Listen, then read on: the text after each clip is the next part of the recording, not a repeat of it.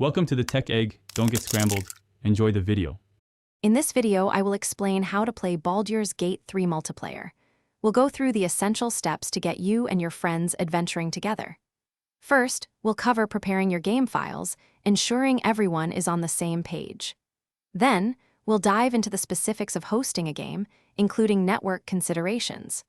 Finally, I'll show you how to easily join a friend's session so you can embark on epic quests as a party of up to 4 players.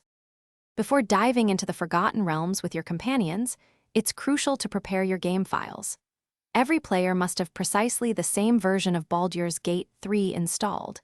Even minor differences can cause connection issues. Take a moment to verify the integrity of your game files to ensure everything is in working order. This simple step can save you a lot of troubleshooting time later on, ensuring a smooth start to your adventure.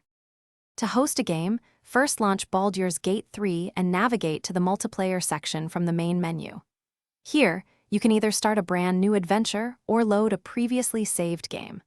Once your lobby is ready, you'll need to share your network address, often your IP address, with your friends.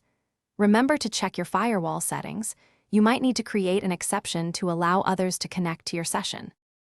Joining a friend's game is straightforward. Simply open Baldur's Gate 3 and head to the multiplayer menu, just like the host. Look for the option to join a game and enter the network address your friend provided. It's vital that your own network settings permit outgoing connections to the host's computer. If you encounter issues, double-check the address and ensure no firewalls are blocking your connection, allowing for seamless co-op play. Thanks for watching. Consider subscribing if I helped unscramble your problems.